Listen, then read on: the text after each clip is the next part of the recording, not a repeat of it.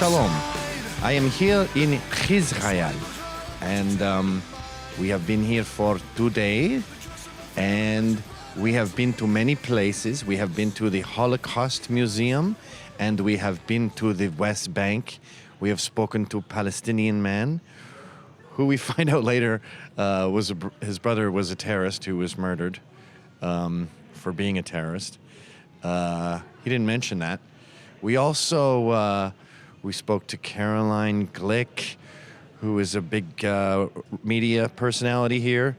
Actually, the only Trump woman I've met since I've been here, Trump person. Trump is alarmingly unpopular here in Israel because their media is super left-wing. And it's, yeah, it should be. You hear that? Their media is super left-wing, as it should be. You. I think their media is borderline anti-Zionist. It's half the stuff I see here is so pro-left that it actually criticizes Israel. And yeah, we also went to a settlement, which I always thought was tents. I pictured it as like canvas tents sitting on a hill, but it's not. It's a neighborhood. It looks like Britain. So the whole idea of a settlement is a myth. It should be called a neighborhood. And the whole idea of Zionism is a myth. It should be called Israelis at home. And the fact that Israelis aren't backing Israelis is disturbing. Now, of course, they've all served in the army, so they do have a reasonable perspective on things. But sorry, they're not right-wing enough. And they're not great with guns either. It's not easy to get a gun permit. Sure, if you're in the army, you can have an AK, but that's only when you're in the army. And then when you're out, you have to have a pretty good reason. I mean, it's not as bad as New York, but getting a gun permit is a nightmare. You'll get a handgun if you're lucky, and then you're not allowed to shoot it for sport. You're not allowed to go to the shooting range. There's no shooting ranges. I mean, we went to one, but it was for training, Israeli Defense Forces. And you have to account for each bullet. So even if you buy 100 bullets, you have to show where every single one of those bullets went, which I guess isn't hard if you're never going to a shooting range, right? It's going to be at a murder scene every time. So I wish they were more pro-gun, and I wish they liked Trump. All of Trump's kids, except the 10-year-old, are fucking an Israeli right now. A Jew. Maybe not an Israeli, but a Jew. And a lot of them are raging Jews. His fucking daughter converted to Orthodox Judaism. That's the hardest one. It's like joining the Masons. You got to read all this shit and do all these tests. It's not an easy religion to just pick up on, the way I did with my Catholicism. Hi, this is Anthony Cumia. And hello, I am Gavin McInnes. Together, we're Compound Censored. And we'd like you to subscribe to our network that has more fantastic content you could shake a stick at. Use this promo code for a one-time super offer. Do it. It's uncensored and oh so entertaining. We also talked to IDF, Israeli Defense Force dudes, who talked a lot, actually. But the reason I'm shooting this here is so you can see the vibe. Why don't we just sort of do a circle here? We're in Jerusalem. The architecture's all stony and like castles, because that's the only things they grow here. Rocks, olive trees, and grapes. But it's surprisingly modern. I mean, I could be in Paris right now, for all I know. It's very similar to, it's like, what's that restaurant, Medieval Castle? It's like Paris meets Medieval Castle. And it's as modern can be. And it's not a desert either. When I got out of the airport, there was green everywhere. So I wanted to just film this intro so you could get the vibe of what it's like here briefly. And then I'm going to go up to the hotel lounge and do my show.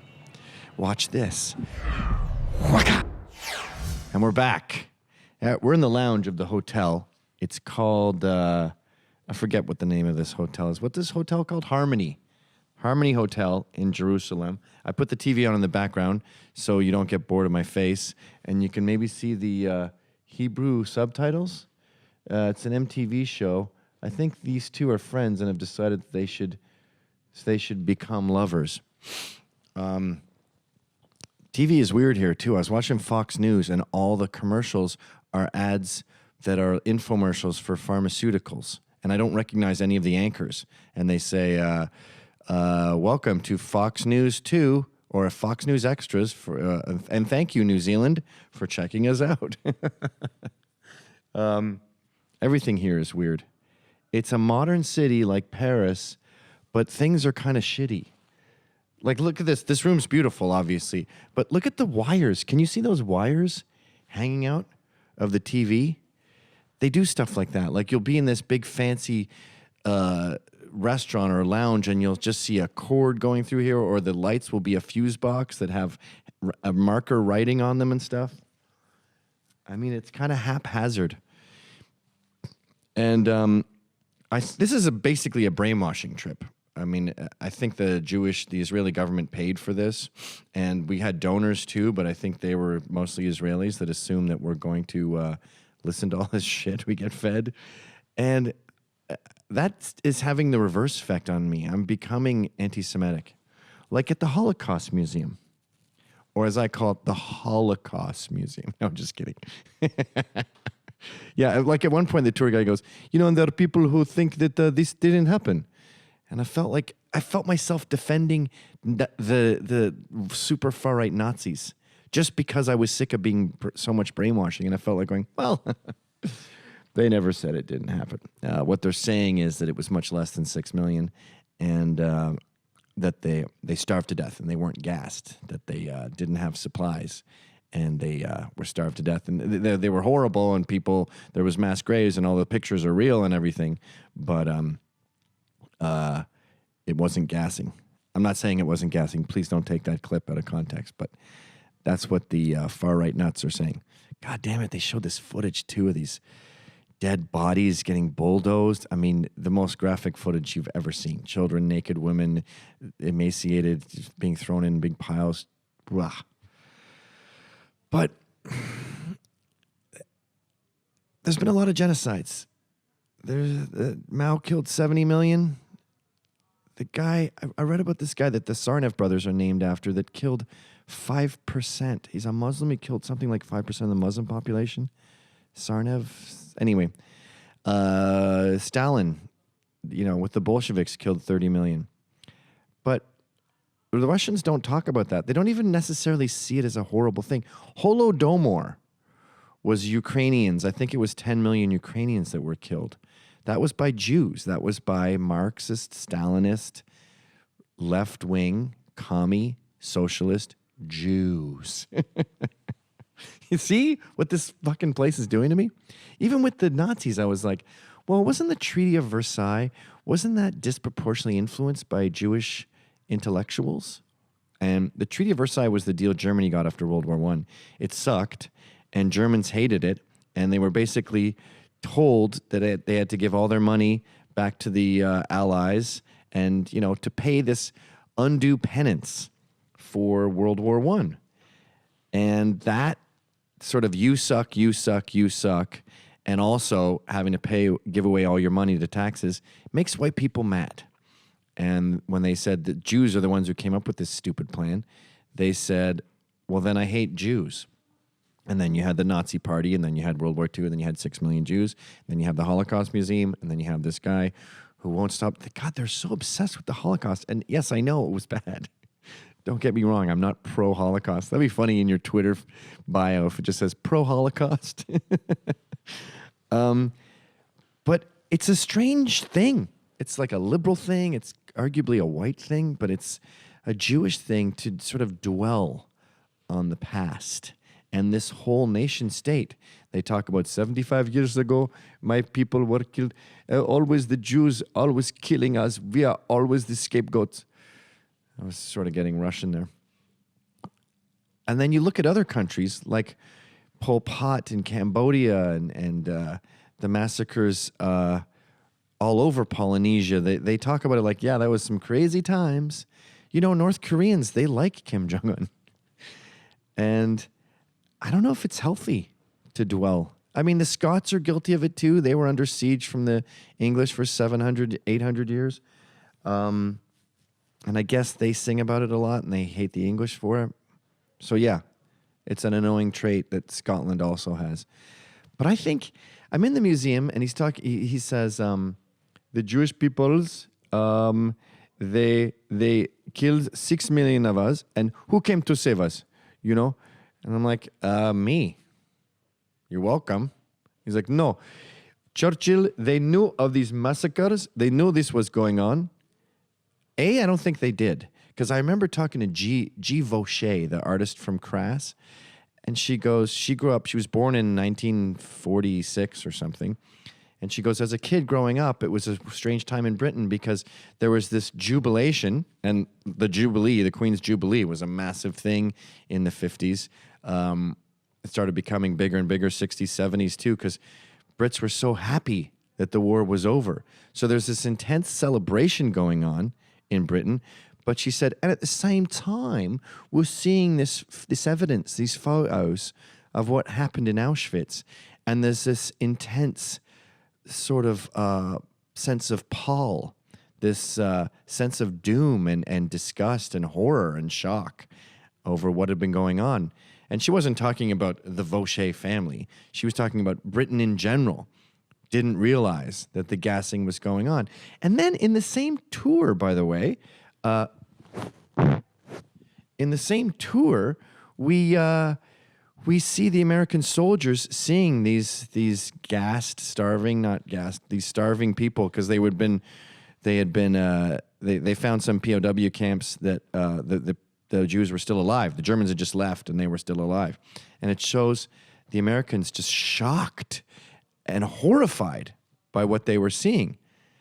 So then he goes, well, no, the soldiers didn't know, but the authorities, they knew. And why didn't they bomb Auschwitz then? They bombed a place north of Auschwitz. They bombed a industrial base where they were manufacturing, but they did not destroy Auschwitz. And I'm thinking, well, first of all, didn't they think it was just a POW camp? And secondly, it's the war's over. Wait a minute, can you bomb a POW camp? You just can't just bomb a POW camp. I'm talking to this guy who's filming this, Oliver, but he's got his headphones on and he's doing something else entirely. So yeah, I just thought, how about at the Holocaust Museum, a thank you to Britain. And we're in Israel. Hey, Britain, thanks for creating Israel. Thanks for drawing up them borders that were pretty generous, by the way. In fact, it shrunk down, and then there was massive wars that built it back up to the borders they got in 48. So I think that was kind of nice, and I think killing the Nazis was kind of cool. I mean, I have an aversion to this whole mentality, too, because it's more the white males ruined the world. Yeah, white males were Nazis, but white males killed the Nazis. Yeah, Americans had slavery, but America ended slavery. And the West didn't start slavery, as we keep repeating the Pat Buchanism. So, you look at in Korea, right? They all worship General MacArthur. I think that's why Koreans are Christian, because General MacArthur came in and liberated Asia, South Korea. And so when they see him, they see a God. So they go, well, I like white people. So they have Jesus as their religion because they're so thankful to MacArthur for kicking ass. By the way, I've said this theory on the show before. I think one of the reasons he stayed in Asia for so long and was so determined to help them is because his fucking concubine, his mistress, whose name was Cookies or Bubbles, she was a Filipina, I think he was fucking. He brought her to the White House once. And I think she was one of those rice balls that had a fat ass. And speaking from experience, I know those are hard to quit. I would want to stay at war to keep those things alive. Anyway, so the Korean reaction to MacArthur and America's intervention is extreme reverence and gratitude. And the Jews have this real hatred for white males, me, basically. And you see that with Trump. The Palestinian pollster we talked to said that the majority of Israelis see Trump as bad for them. Now, here's the crazy part with all this. We go see the wall. We talk to this guy, General, I can't remember anyone's names. They have these Middle Eastern names, right? So everyone is like, Mach, Adad, Oded, Mahachmeshar. I had this one guy, Mahdi Tears of or something. And he would say his name and it would just fall out of my brain. And I had to write it down. Odell Tears of? The only way I could think of it was Tears of Joy. Anyway, he was the mayor of a settlement city who hates the wall. But I was talking to this other colonel, Dan something. I bet I might even have his card on me. No, I don't. He helped build the wall. He was the brains behind it. He built the wall. There's this tomb. Like, it's not just a wall you have to build. It's really tall in cement in some spots because there's no room to have sensors and dirt where you can see footprints and barbed wire and then an access road. There's just no room for that. So whereas something like 95% of it is that, it looks like a Mexican border type of wall with just a fence with barbed wire and then all kinds of sensors. It's called a smart fence. They had to make the cementy part where, Bethlehem was touching Jerusalem. And it's incredibly complicated. Then you have these, sacred sites that people want to visit from both sides. So that, like Rachel's tomb, I don't know a lot about religion. So apparently there's some chick, Rachel, who was like a mom who died, and I guess she loves her kids. Anyway, it's not the Rachel from Friends. It's much longer ago. And to make people access this, again, terrorists everywhere want to blow everyone up. You have to have 2 different access points with cement everywhere and cement tunnels. Anyway, he designed all this, and guess what? It works fucking great. And you hate Trump? The best thing about your country is this wall, and he wants to build a wall. And there's a lot of Israelis hate the wall. It's too mean. They're all liberals. And the way I think one of the reasons the wall works so well here is because the Palestinians secretly respect it. Palestinians are stupid Rottweilers. And I had a Rottweiler before. And the way we would discipline him is we'd punch him in the face really hard. And it wasn't animal abuse. If I did that to my daughter's dog right now, he would just die instantly. But this dog, a Rottweiler, you go poof in the face and it's like flicking his nose or something. He goes, oh, okay. Cool, I don't piss on the carpet anymore. I got it. And that's what the Palestinians think when they see this wall. They go, oh, you've established yourself as the alpha. I'm a pussy. I appreciate it. And terrorism stopped. For 6 years, there was an Israeli dying a day. And suicide bombers were killing sometimes. I think there was one case where a school bus of children blew up. And there was something like 19 of them murdered. This goes on and on. Suicide vests everywhere. Stabbings galore. And then they do the vest. Then they do the wall. It stops. And there's still terrorism, but they have, they caught 20 pipe bombs this year. And by the way, you know how they caught the pipe bombs? Dogs can sniff pipe bombs, but it's mean to Muslims, right? And so the Israeli government, constantly capitulating them to the left, goes, well, we don't want to desecrate their religion by having dogs around them. So they have a fucking vacuum tube. You go into this thing, it sucks air off your body. The pipe goes down to another room where the dog is. The dog smells that air. So the dog, God, that must have cost a fortune. The dog never sees the Muslim never sees the dog, but the dog sniffed out 20 pipe bombs this year from just sniffing things. So it works. So the whole idea of there being 2 states, a Palestinian state and a Jewish state, is stupid. Palestinians are stupid. Muslims are stupid. And the only thing they really respect is violence and being tough. It's just like prison. You have to go fight the biggest guy there. And if you don't, and this is the bigger picture here, if you don't, then another tough guy will just come in. And this is the problem we're seeing in America with all this pussiness. They go, well, I don't want to offend anyone. I want to be politically correct. I want to be polite. So they step back. Who steps in? The bigger bully, the Muslim jihadist who thinks gays should be thrown off buildings and women are human garbage. We saw that with the Ladies' March.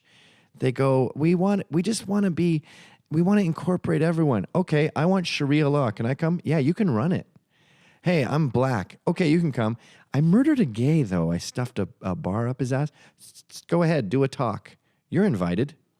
And that's going to be the death of our civilization. That's why I'm here in many ways, because I see how dangerous capitulation can be. Did you know this? Bethlehem isn't Christian anymore. It's maybe 10% Christian. It's run by Muslims. I wanted to go check it out with my buddy Ezra. He's not allowed. It's illegal for Jews to go into Bethlehem. There's big red signs showing you the line where the Jews can't go past. Muslims can go anywhere.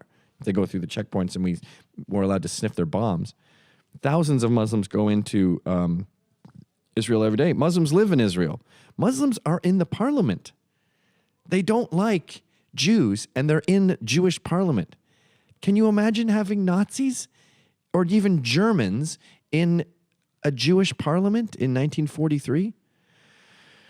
I mean, we have Muslims in parliament in Canada, and they hate us too. I mean, the DNC has got the new head of the DNC, the deputy and the main guy are the president of the DNC now is pro-Muslim Brotherhood, and the deputy's in the Muslim Brotherhood, I believe. I don't have Johnny Garrett to check this.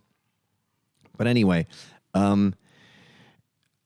Bethlehem is where Jesus is from, right? And you go there, and there's a Christian church, and there's a few families scattered around it. On these families' doors, I can't show you, by the way. I mean, I could go by myself, I guess. On these families' doors are posters for martyrs who have blown up Jews. And there was two main attacks recently. There was Antifada and then the second Antifada. The first Antifada was just throwing rocks. The second Antifada was much more organized and murdered, I think, 1,600 Israelis with bombs and knives and guns. Snipers. Snipers are big here. And they put these martyrs, these Muslim martyrs, on Christians' doors as a fuck you. If you take down this poster, you will get a knock on your door the next day from Hamas asking, what the fuck do you think you're doing? And they will put it back up. Or you'll get arrested. You can get arrested.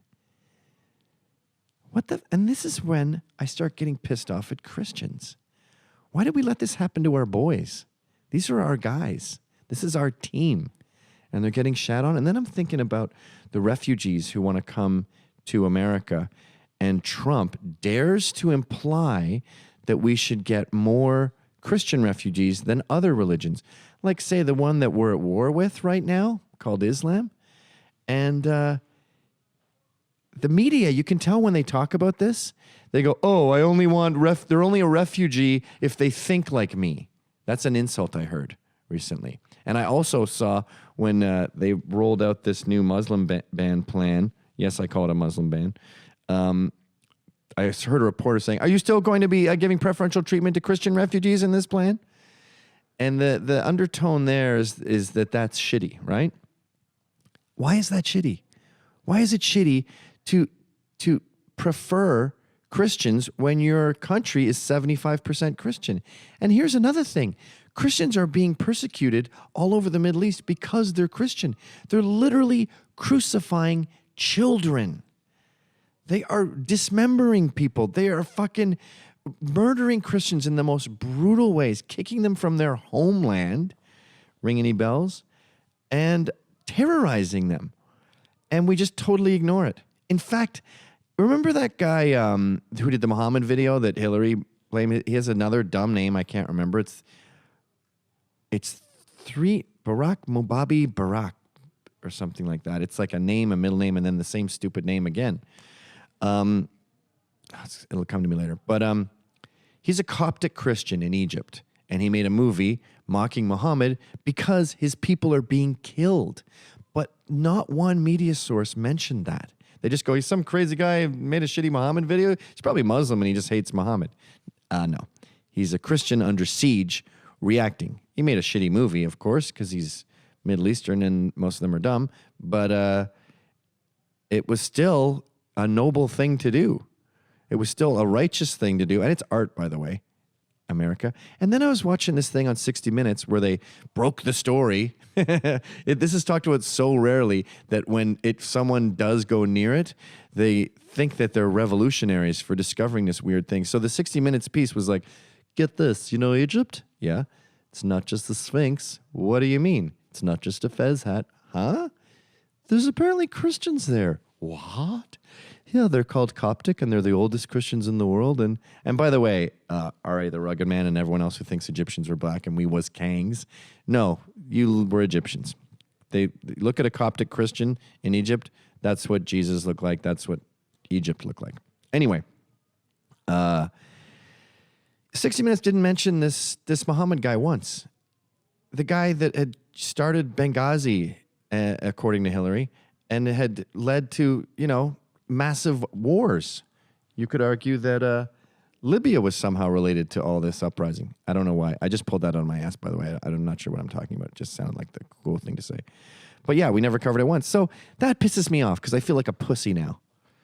I feel like our guys are getting fucked over. And wouldn't it be cool to have settlements? Like, the settlements here in Israel aren't what you think. It's not a tent on a hill. It's a neighborhood. That the case for that neighborhood being on Palestinian land is very flimsy. And it looks like Britain. It doesn't look like a camp. And it's not weird right-wing nuts who look like Hasids. It's normal Jewish people who are watching MTV right now. But I want to have those tents. Like, why don't we take back Bethlehem? Why don't we take back northern Iraq? Why don't we start our own crusades? That's what the crusades were. They weren't just someone picking on Muslims for no reason. They were a reaction to Muslim tyranny. We finally fought back. That's what the Marines were. These fuckers, these Muslim pirates, were stealing white women, Christian women, raping them, making them sex slaves, grabbing white people and making them into slaves when we were trying to ship stuff to North America and Europe. So America created the Marines as a way to fight these fucking butt pirates. And then we talked about Faith Goldie, who you know her from Rebel. She's got the most hoser accent in the world. She says fur instead of for. Yeah, what are you going there for? And she goes, I want to go to fucking Bethlehem. I want to sit there. When my boyfriend have like 12 kids, just take it back. And then we realized that she would become a historical figure, and they would talk about when Bethlehem was finally brought back. And this, by the way, when I say Bethlehem's been taken over by Muslims, I mean like within the past 10 years. That's the crazy thing about all this stuff. You think it's thousands of years old, and they're like, and then in the Intifada of 2005, when we had the war of 2014, this is when all the peoples moved from Jerusalem to the temple, and that was in March. And you're like, shit, you guys are still not getting along. You need a wall. Yeah, but they're all going to have hoser accents, right? Because she would make it her own. I think I should do a video about that where Bethlehem becomes Christian hoser again. And we have a statue of her with a dart in her mouth, and she's going, yeah, this is, I just came in here, set up shop, and then the Muslims went out for a rip and never came back, eh? Fucking rights. But do you feel this? It's sort of like when I saw the white farmers in Rhodesia getting murdered. I thought, can we unfreeze the skinheads and fly them down there in B-52s and fucking fight back? We really are ethno-masochists. And not just white people, but Western people. And that includes Jews. We hate ourselves. We hate all our successes. Every time we accomplish something, it's colonialism.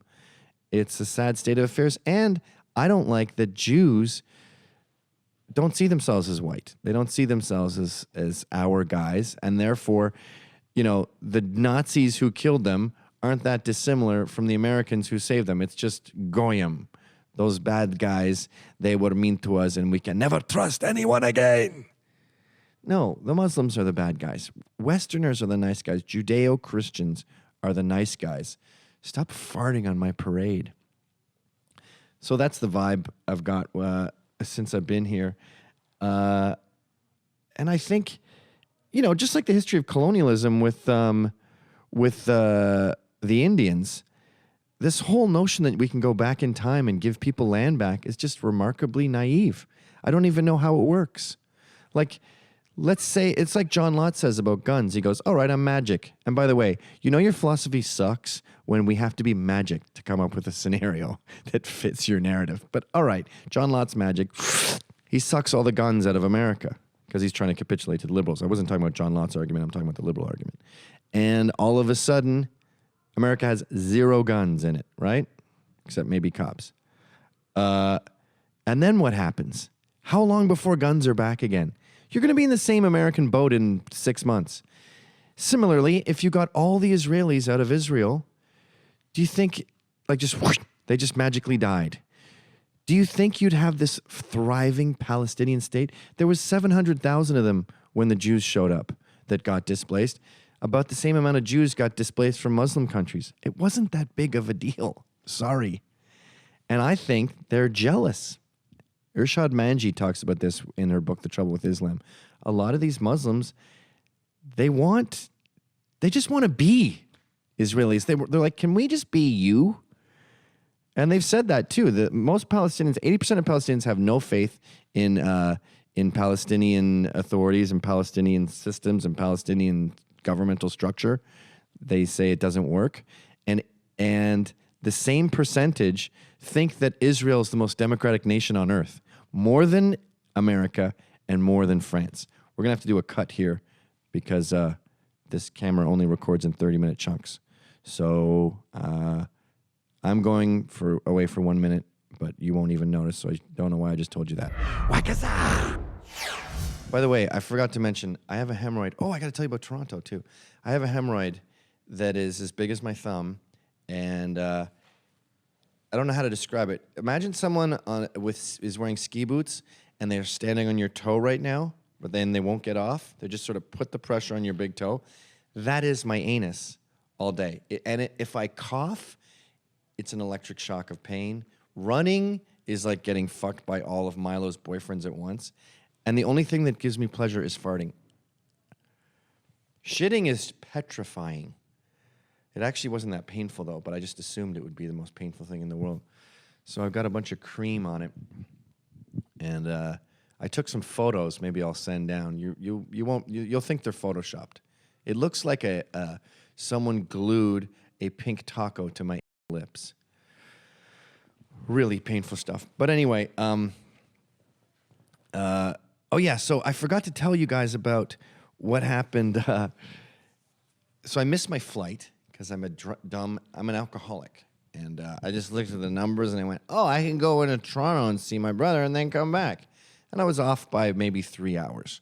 So flights to Tel Aviv are pretty strict. So when I got back to the airport, they go, dude, it leaves at 5. It's 4:07. I go, that's plenty of time. Just tell them to wait. No. And then Ezra Levant goes, I'll tell them to wait. He's like a sober drunk. I think they have a name for that. It's called dry drunk. And he gets kicked off his flight. I wonder if that was related. It was about his passport or something. But anyway, very strict there. I think his passport had water damage. So I stay in Toronto for the night, and then I meet up with the Proud Boys, right? I haven't seen those guys, and they're wearing MAGA hats, and they're all enormous. Now, I don't know if this is millennials or Torontonians, or if you have the balls in a wildly liberal city like Toronto, if you have the balls to wear a MAGA hat, you can probably fight.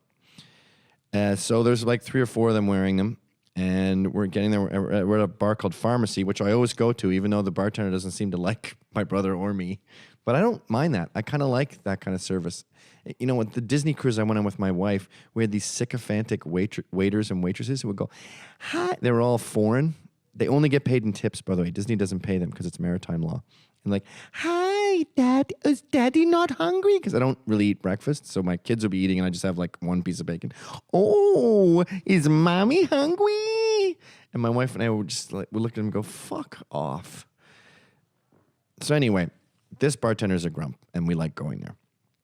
And it's like being David Duke in Tel Aviv. I mean, people, you hear mumbling, and the fact that I'm there is a big deal, but also the fact that guys in MAGA hats are there. So people are looking at us and stuff, which I don't mind. I mean, I'm happy to fight. And this girl, was a girl, goes, fuck you, starts screaming that from her chair at the other end of the bar. And I'm looking at her honestly the same way I would look at like a barking dog that was on a leash or a colorful firework. Like it means nothing to me.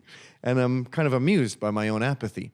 So I say to the MAGA hat guy I'm with, I think his name was Mike, I go, It's funny when a woman's furious, you know? She's apoplectic right now, and it means absolutely nothing to me. And he goes, yeah. I mean, even if she came over and started screaming and yelling, well, she's not going to break a glass on your head.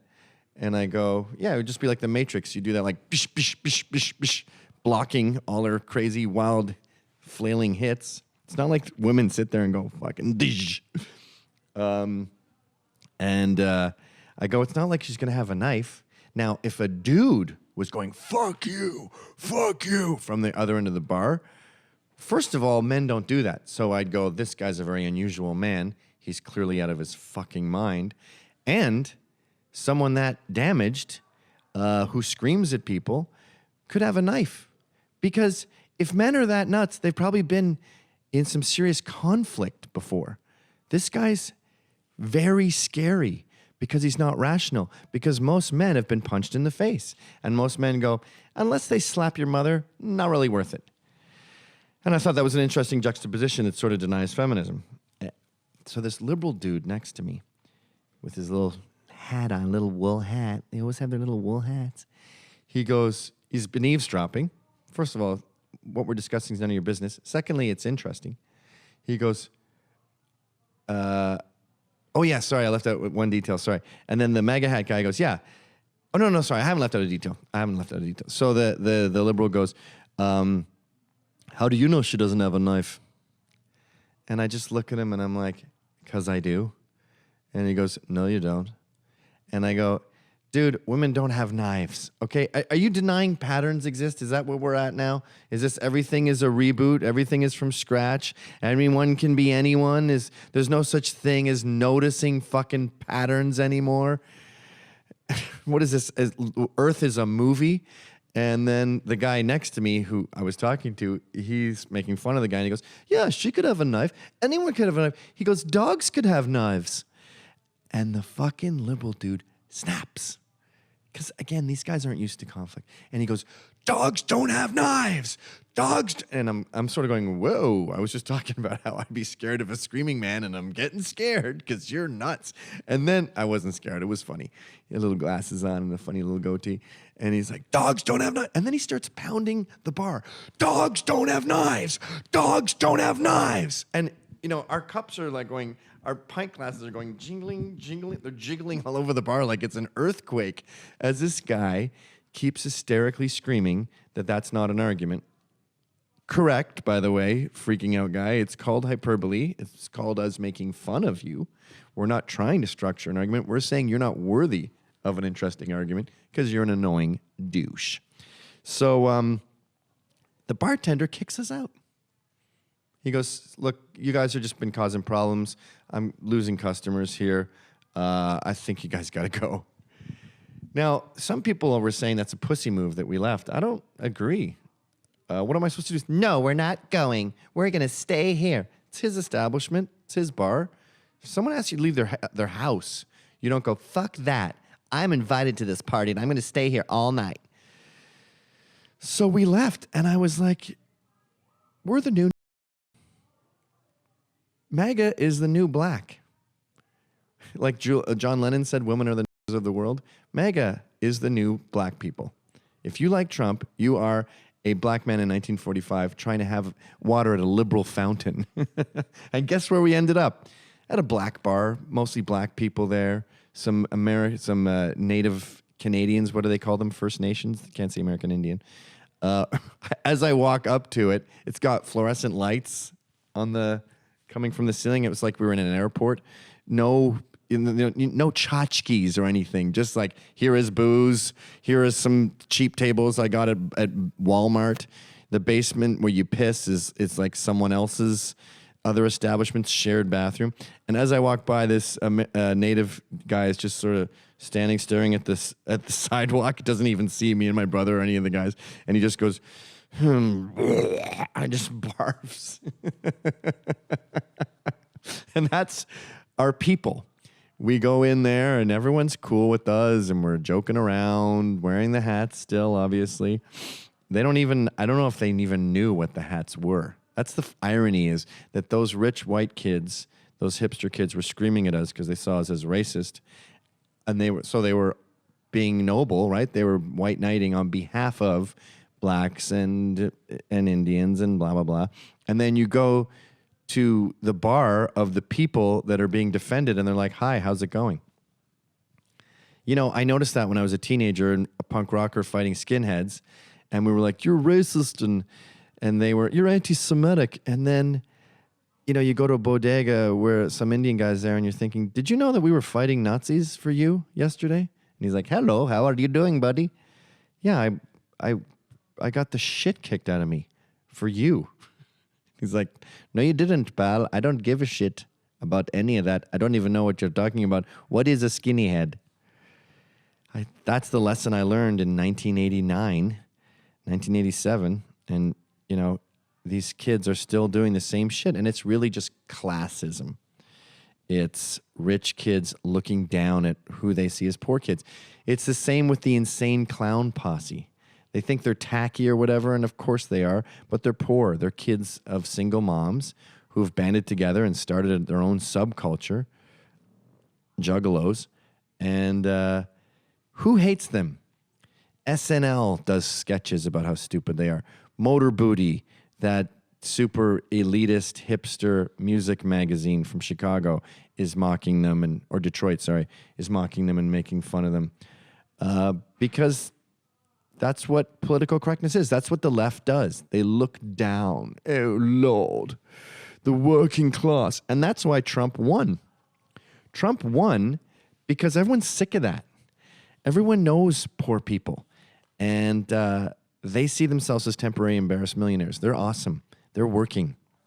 Of course, there's fat piece of shit on welfare. But the rednecks that the liberals hate, they're hardworking people. And they're very likable. And Trump is one of them in many ways, even though he's a billionaire. He poured cement, and he just reeks of blue collar. I don't know why. He's had 3 divorces, or he's on his 3rd marriage. He's a billionaire, and we see him as a family man who is blue collar. I think it's because he did that job, and the marriage thing comes from the fact that we see him with his kids, and we go, they seem to like you. A lot of people don't get along very well with their kids. The people who do are the people who make this country great. I want you to make America great again. And boom, he's elected. That's what I think a lot of lefties don't understand. When they're screaming, fuck you, and dogs don't have knives, you're making everyone hate you. You're annoying. And that's what I'm learning about Israel. You lefties are annoying, and you're suicidal. Now, it's different with Israel and Jews because there's this bizarre phenomenon where they go, all right, Nazis are the worst thing in the world. My life is dedicated to making sure Nazis never happen again. Never again, in fact, is a motto. What were Nazis into? Oh, they were into eugenics and racial purity. They were white males who were blonde. All right, I hate that forever. That's why they hate Trump, I'm convinced. Because he fits that paradigm. He fits that description. And you see this with American liberals who arguably are heavily influenced by their Jewish Marxist professors. They have this same aversion to the white male in the Letterman sweater. And that's why I grew up with that kind of mentality. You know, I'd watch shows like Square Pegs in the 80s with Sarah Jessica Parker, where the ugly nerd losers are the heroes and the handsome guys, the jocks, are the nightmares. 16 Candles and Breakfast Club even, although they kind of humanize him towards the end. But all those sort of movies in the 80s were about underdogs. Ducky, you know, the loser kid is the cool one with the heart of gold who keeps getting fucked over. Even a lot of the guys we considered cool were sort of doing a parody of cool people, and it was Jews. Henry Winkler doing the Fonz. That's a Jewish guy acting like a dumb Italian Goomba. Bowser from Sha Na Na, Jewish guy. Andrew Dice Clay, Jewish guy, making fun of Italian tough guys. I think the accident was everyone ended up liking those guys. Same with Archie Bunker. That was actually a Jewish guy too, Norman Lear. That was Archie Bunker was supposed to be this evil villain that we all hated and we all loved him. So Jews, stop fighting us. We're your friends. Stop being scared of these blonde, gorgeous blonde jocks. We're not starting a Nazi party. And by the way, multiculturalism is way more your enemy than this myth of racial purity. We're not pushing racial purity. 7 guys are, okay? And they happily fuck a hot Indian. They always do. Or a rice ball. But this notion that they're out to get you is suicidal because you end up choosing door number 2, and door number 2 is Islam. You know, the next Women's March is even crazier than this Linda Sarsour. They've got a woman who was jailed for terrorist activity. These liberals would prefer her to, I don't know, Ann Coulter or someone who's pro-life, or Kellyanne Conway, the first woman to lead a man to the White House. Doesn't that get any props? She was told not to come. But you prefer Linda Sarsour, who wants Sharia law where women in court have 50% of the say. So if they were they say they were by 10 guys, we're writing down 5. And then we'll probably fucking throw stones at you.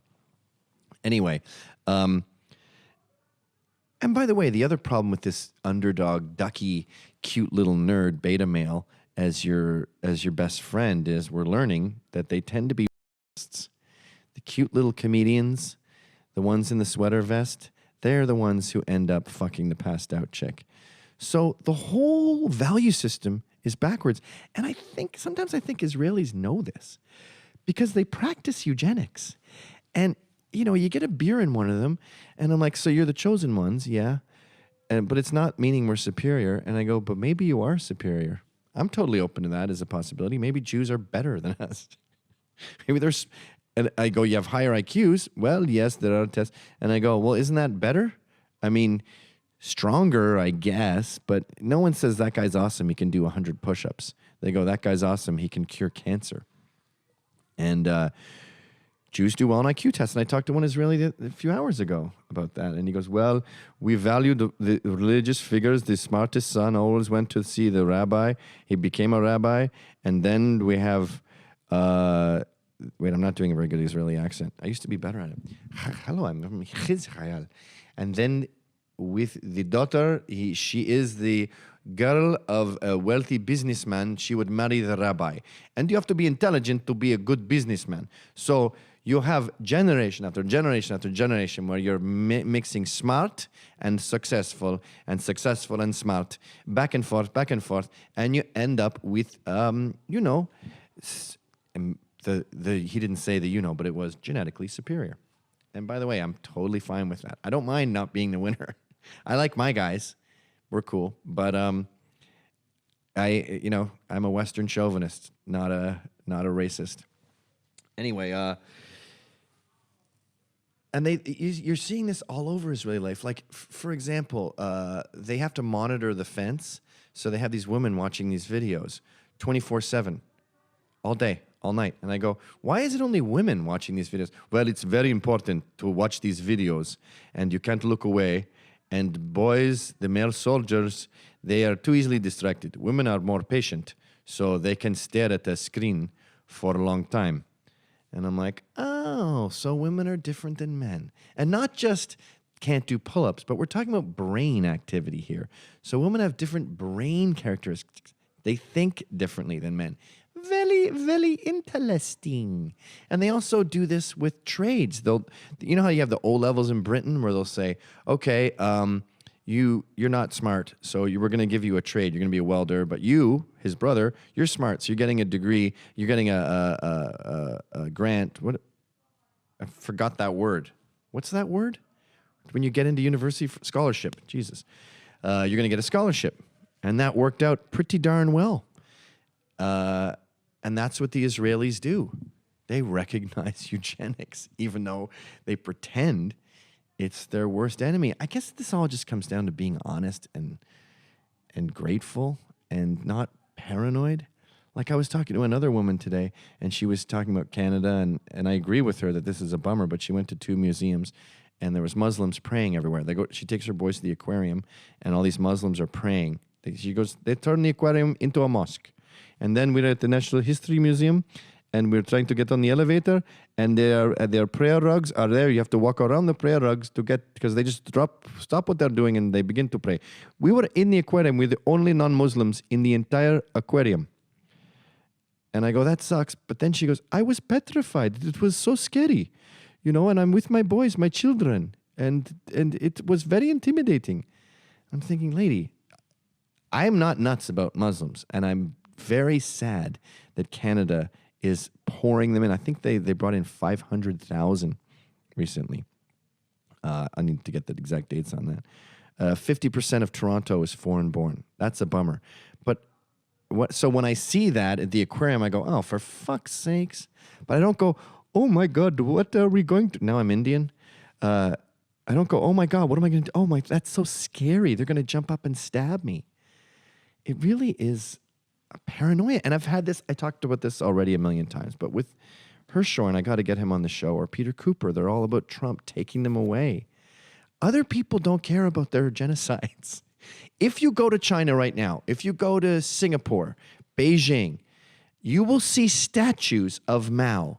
Mao killed 80 million Chinese, and they're just like, whatever, dude, you're still pretty good. Oh, come on. You're not that bad. I don't think it's healthy. I mean, the Russians, World War II, that wasn't a genocide, but it kind of was in many ways. I mean, the Russian soldiers were just forced into Stalingrad to starve to death, the Red Army there. The front line was I heard it was from Miami to New York. It was considered that long. It was equivalent of that kind of distance. And they had no shoes, some of them no guns, just marching to death. Isn't that kind of a genocide? And they're over it. They're just like, don't be a gay. You need to fuck woman and make babies because we don't have any guys left. But that's the roots of their that's the roots of Russian homophobia. I also think the roots of Russian anti-Semitism is Holodomor and all the Ukrainians who were killed. They don't seem to mind Stalin with the Bolsheviks, though. I guess I'm contradicting myself because I'm showing Russians holding grudges. Anyway,